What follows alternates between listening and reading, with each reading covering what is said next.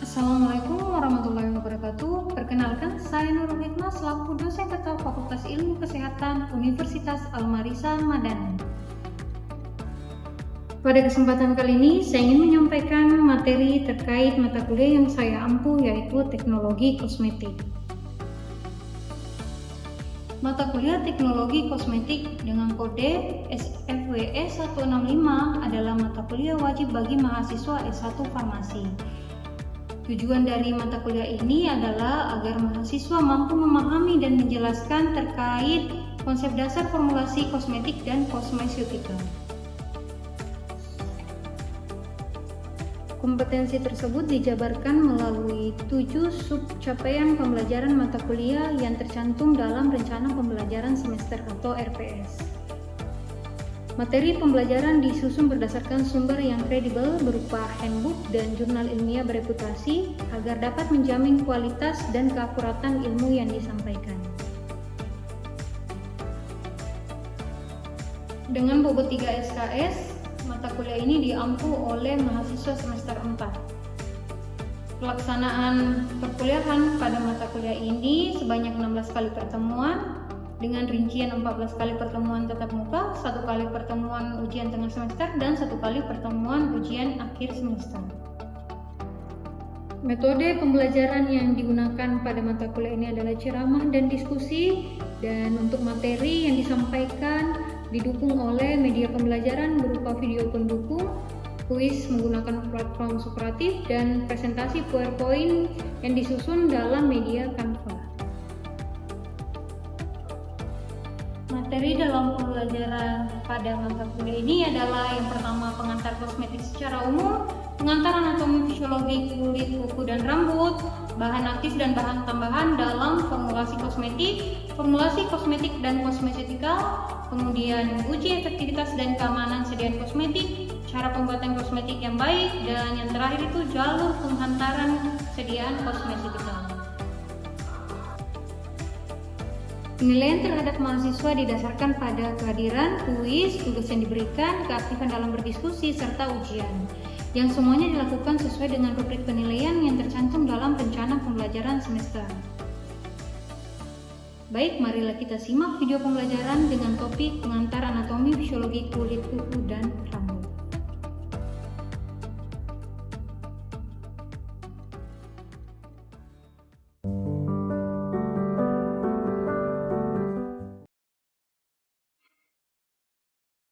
Assalamualaikum. Waalaikumsalam.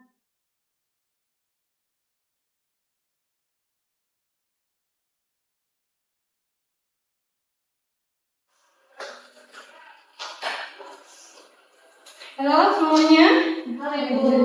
Bagaimana kabarnya hari ini? Baik, Bu. Ya, oke. Untuk pertemuan hari ini saya buka dengan mengucapkan Assalamualaikum warahmatullahi wabarakatuh. Waalaikumsalam warahmatullahi wabarakatuh. Selamat pagi semuanya. Pagi, Bu. Masih semangat ya? Semangat. Oke, sebelum saya masuk untuk materi pada hari ini, kita absen terlebih dahulu ya. Oke.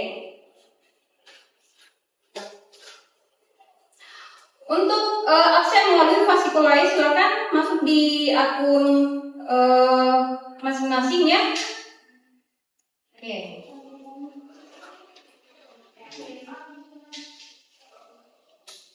Oke, sebelum saya masuk materi hari ini, saya ingin tanyakan ke kalian ya. Kemarin kita sempat ya masuk di pertemuan pertama ya. Pekan pertama itu terkait kontrak perkuliahan dan pengantar teknologi kosmetik, betul ya? Betul. Ada yang masih ingat apa itu kosmetik? Jadi kosmetik adalah produk yang digunakan pada bagian luar tubuh manusia seperti rambut, kulit, ataupun kuku yang digunakan untuk membersihkan, mempercantik, melindungi, ataupun mengubah penampilan. Oke, ada yang ingin menambahkan? Silakan, kalau ada yang ingin menambahkan boleh. Silakan. Ada? Ya. Kosmetik merupakan salah satu salah satu sediaan farmasi di mana dia itu digunakan untuk merawat, menjaga, mempercantik bagian-bagian di luar tubuh atau di atas epidermis, yaitu berupa wajah, rambut, kuku, dan Oh iya, betul sekali ya. Tadi sudah penyampaiannya bahwa kosmetik itu merupakan sediaan ya, sediaan farmasi yang digunakan pada bagian luar tubuh ya. Jadi hanya untuk bagian luar tubuh. Contohnya apa? Contohnya shampoo ya. Contohnya parfum. Tujuannya apa? Tujuannya untuk membersihkan, mewangikan, merubah penampilan. Contohnya lipstik. Nah itu adalah salah satu contoh dari produk kosmetik. Nah, untuk pertemuan pada hari ini kita akan bahas terkait struktur kulit, kuku, dan rambut ya. Nah, berdasarkan anatominya ada 3, ada kulit, rambut, dan kuku. Kemarin sudah saya bahas ini ya di kontrak perkuliahan. Nah, kulit itu merupakan organ terluar dari tubuh. Jadi dia sebagai pembungkus. Ya, kulit ini organ vital ya, merupakan cermin kesehatan dan kehidupan.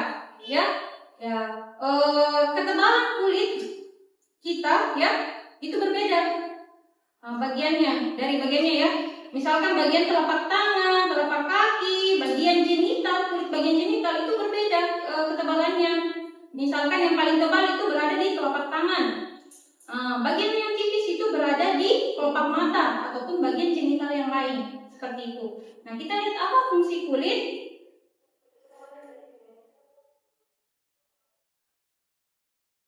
Fungsi kulit sendiri itu adalah sebagai organ pelindung, melindungi bagian dalam, organ bagian dalam dari sinar matahari, sinar UV, kemudian dari bahan-bahan kimia, dari benturan. Nah, itu fungsinya ya. Kemudian fungsi yang lain sebagai termoregulasi. Artinya apa? Pengaturan suhu tubuh. Ya.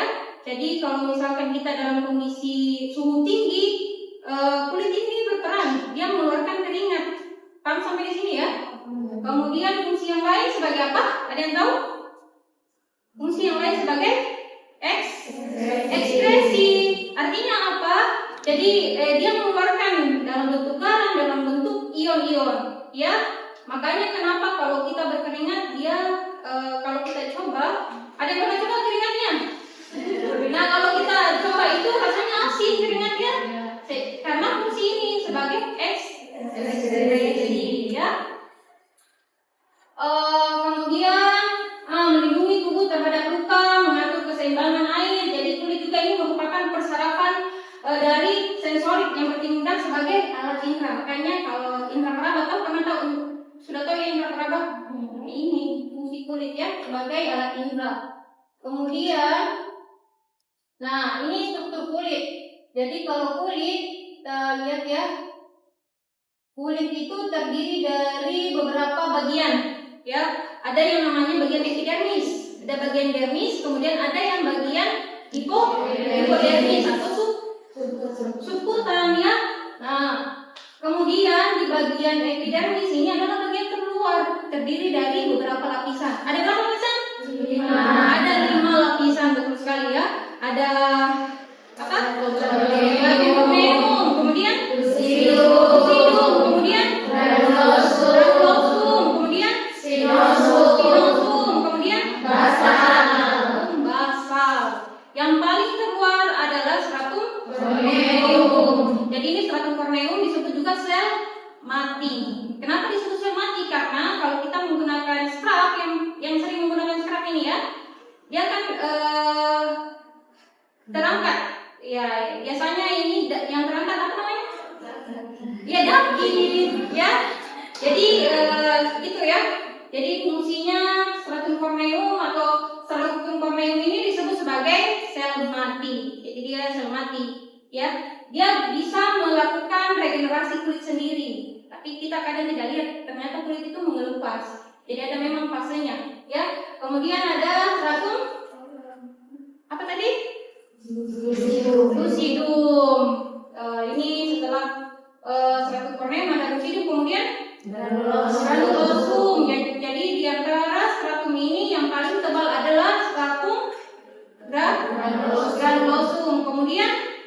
tadi? Spinosum ini, stratum spinosum ini banyak nih. Setelah granulosum ada spinosum. Jadi ada salah satu sel yang di bagian stratum spinosum, namanya sel Langerhans. Apa fungsinya? Kalau misalkan ada virus bakteri yang memberi peringatan, ini bagian stratum spinosum. Kemudian ada stratum basal yang paling dekat dengan bagian dermis. Jadi pembatasnya, dia bentuknya melengkung. Di stratum basal ini ada matriks, ada juga namanya, pernah dengar sel melanosit. Ya, nanti saya jelaskan apa itu sel melanosit. Ya, jadi ada sel melanosit. Kemudian setelah epidermis ada namanya dermis. Ya, di dermis ini banyak sekali sel-sel saraf. Kalau di epidermis tadi tidak ada sel saraf, kalau di bagian dermis ini ada sel-sel saraf, ya, ada persarafan. Di sini ada kelenjar keringat, kemudian ada folikel rambut. Jadi kalau folikel rambut itu berada di bagian dermis. Kemudian, nah, di sini juga di bagian dermis ada juga kelenjar apokrin dengan ekrin, ya. Jadi ada kelenjar, jadi ada yang mengekspresikan namanya tadi garam, sehingga dia mengeluarkan yang namanya keringat yang asin misalkan. Kemudian ada apokrin itu berada di ketiak. Makanya kalau kenapa tetek kita kadang berbau, karena ada bakterinya di kelenjar apokrin. Kemudian ada satu lagi kelenjar sebaceous, ya, dia mengeluarkan minyak atau keringat, ya, minyak, ya. Kemudian di dermis juga ini ada apa lagi namanya, ya, kolagen. Tahu kolagen, ya? Pernah dengar, ya, kolagen? Nah, kolagen ini dia semakin kita bertambah usia, penurunan kolagen itu semakin rendah, terjadi penurunan kolagen. Sehingga kenapa kalau kita sudah usianya di atas 30 tahun, mau mencapai 40 tahun, sudah muncul yang namanya gerutan, keriput, ya. Makanya kita disarankan menggunakan pelembab, ya, betul sekali. Kemudian bagian struktur kulit yang lain ada namanya hipodermis. Di sini banyak lemak di hipodermis, ya. Ada sel-sel banyak lemak, ya, tempat penyimpanan lemak. Bagian hipodermis itu antara bagian kulit yang lain dengan bagian tubuh yang lain itu berbeda ketebalannya, ya. Kalau bagian kulit, bagian abdomen atau bagian perut itu memiliki ketebalan sekitar 3 mm, berbeda dengan di bagian kelopak mata, ya. Jadi lebih tebal di bagian perut.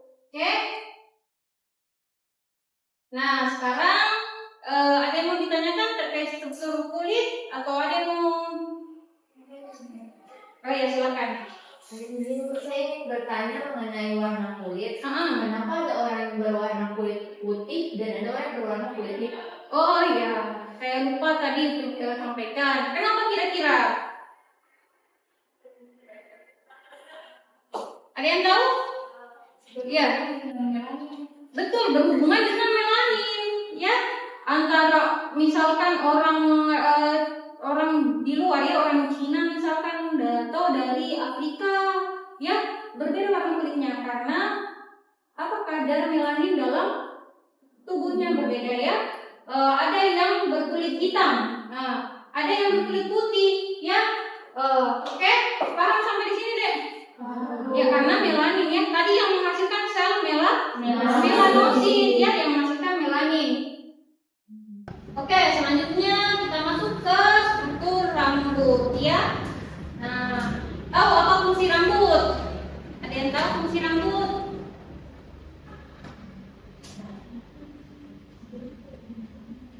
Kalau wanita biasanya fungsinya rambut apa? Ya, silakan. Untuk memperindah penampilan. Lain? Ada kira-kira? Betul sekali, ya, untuk memperindah penampilan sebagai mahkota, ya. Fungsi yang lain bisa melindungi kulit kepala dari sinar UV. Coba yang tidak memiliki rambut dengan yang memiliki rambut, kira-kira mana yang terasa panasnya matahari? Betul? Nah, jadi fungsi yang lain rambut ini adalah sebagai pelindung kepala dari sinar UV. Nah, kalau rambut ini ya memiliki banyak sekali bagian ya, ada bagiannya. Ada namanya medula, ada namanya cortex, ada namanya cuticula. Selain itu di rambut juga itu memiliki yang namanya sel melanosit atau yang menghasilkan melanin. Makanya ada warna rambutnya yang hitam, kan? Ada warna rambutnya yang coklat, ada yang warna rambut ronde. Nah, memang diwarnai betul, tapi pada kenyataannya semakin bertambahnya usia, sel melanosit itu akan mengalami penurunan, sehingga semakin tua kita, warna rambut kita putih. Ada yang warna rambutnya warna hijau tak tua. Nah, ada ya. Jadi memang seperti itu. Karena di sini ada melaninnya juga. Kemudian di rambut itu ada kelenjar ya. Nah, rambut itu menghasilkan minyak alami. Ya, minyak alami. Dihasilkan minyak alami, fungsinya apa? Fungsinya sebagai vitamin, melembabkan rambut. Jadi kalau ada yang suka pakai shampoo setiap hari, hati-hati, nanti rambutnya kering, bisa rusak karena tidak ada produksi secara alami. Ya, jadi kalau misalkan mau menggunakan shampoo setiap hari boleh, tapi silakan ditambahkan Oke. Kemudian di rambut juga ada sel-sel saraf, ya, sehingga kalau misalnya kita terasa merinding, ya pasti itu ada ototnya, otot penegak namanya. Jadi kalau kita merinding, rambut itu akan berdiri sendiri ya, karena merinding. Nah, kemudian kalian lihat, ini namanya rambut semua ya. Kalau bulu itu bukan pada kita, tapi pada hewan ya, bulu ayam, nah itu bulu kucing. Kalau ini semua adalah rambut. Nah, ada yang tahu kira-kira kalau misalkan kenapa rambut di bagian tetek dengan bagian kepala itu berbeda panjangnya? Ada yang tahu?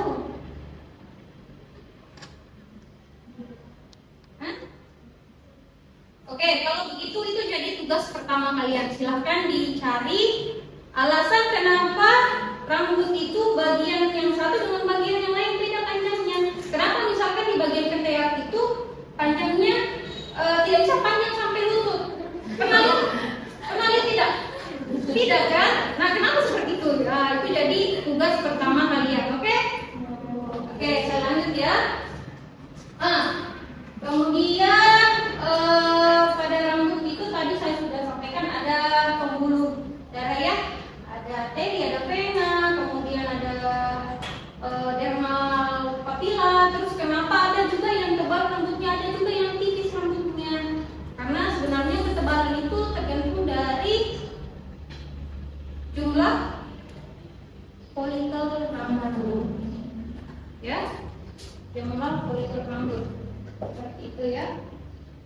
Kemudian nah, terus seperti ini, masuk ke siklus pertumbuhan rambut. Jadi kalau kita itu punya siklus pertumbuhan rambut itu tidak langsung panjang, tidak langsung pendek, ada yang langsung putus. Kenapa rambut saya selalu berkurang? Kenapa rambut saya botak, kepala saya botak itu? Kenapa bisa? Ada studi yang mengatakan bahwa laki-laki itu mengalami pembotakan lebih cepat dibandingkan perempuan. Ada yang tahu kira-kira kenapa? Betul atau tidak ini? Betul. Kenapa kira-kira? Kemungkinan besar karena pertama adalah faktor usia. Kemudian faktor apa? Hormon. Faktor apa lagi?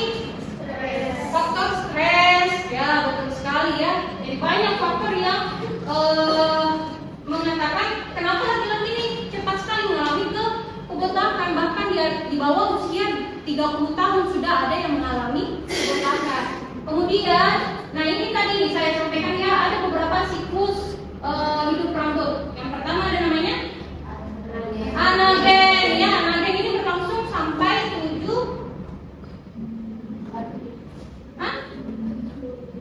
apa ini?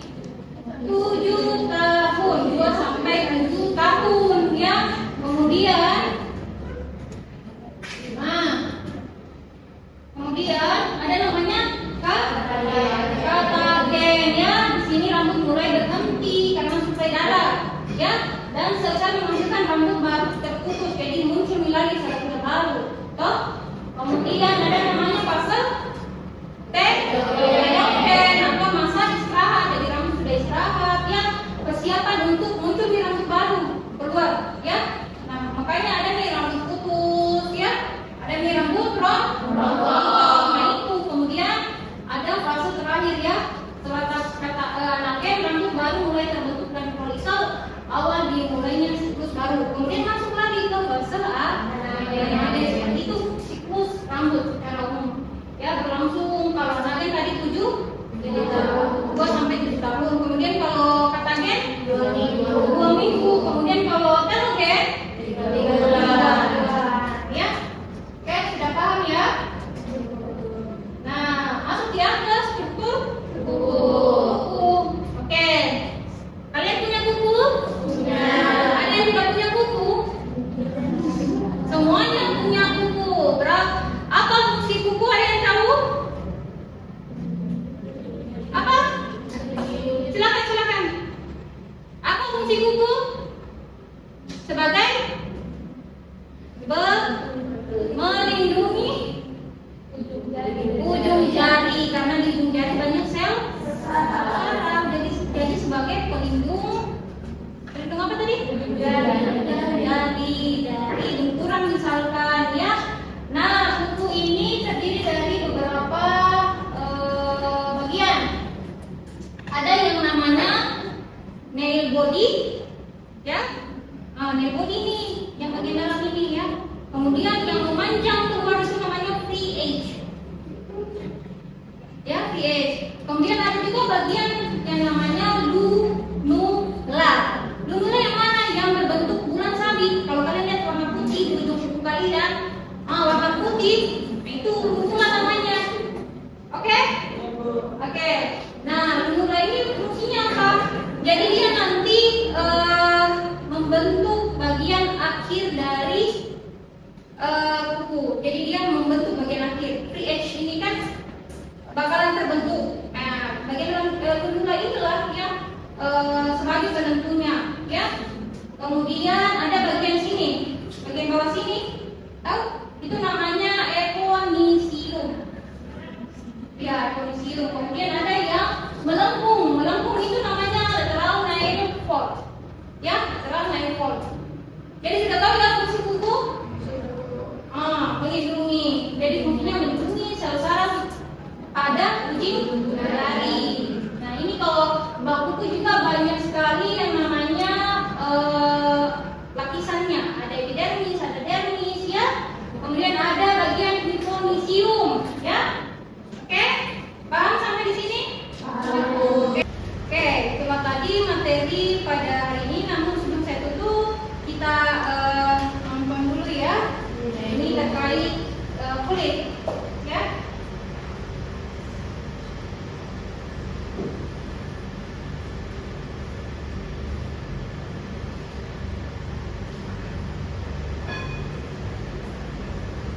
Dan gratis tentunya.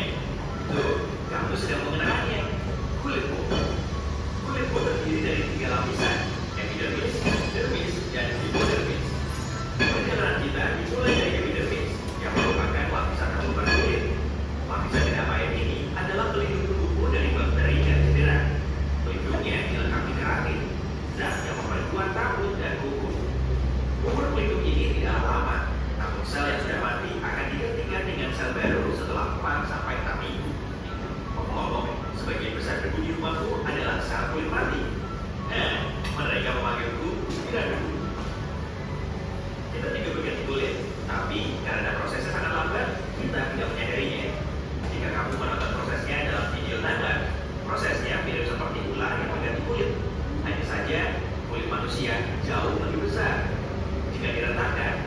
orang dewasa rata-rata berukuran 2 meter persegi dan bobotnya sekitar 9 kg atau kira-kira seperti selimut berukuran sedang.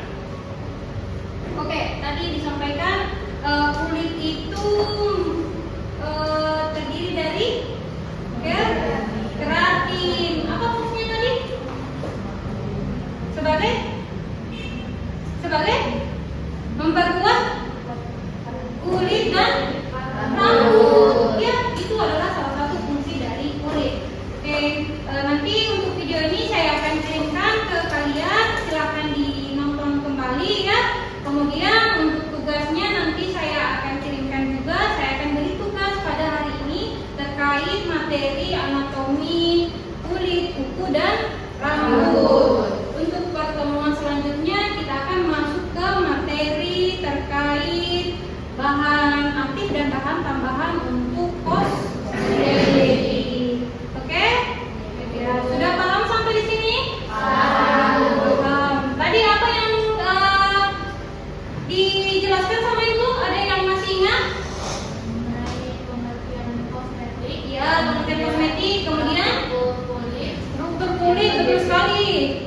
Dari epidermis Nah. sama hipodermis. Oke, terdiri dari epidermis, dermis dengan hipodermis. Kemudian apa lagi? Struktur kuku Struktur kuku, dan struktur rambut. struktur rambut. Oke, saya ingin tanya satu. Tadi yang memanjang pada kuku itu apa namanya ya? Memanjang keluar, free edge, ya. Jadi yang keluar ya, yang memanjang dari nail body itu namanya free edge, ya. Oke, ada yang mau bertanya atau sudah paham sampai di sini? Paham. Oke, kalau sudah paham, saya tutup ya untuk pertemuan pada hari ini. Semoga ilmu yang saya sampaikan bisa bermanfaat untuk kita semua. Nah, sebelum saya tutup, saya akan berikan kuis. Boleh? Boleh. Kuisnya melalui platform Sokratik. Jadi kalian silakan login ya. Kita sudah selesai untuk pertemuan pada hari ini. Terima kasih adik-adik. Saya tutup dengan mengucapkan hamdalah alhamdulillahirabbil alamin. Assalamualaikum warahmatullahi wabarakatuh.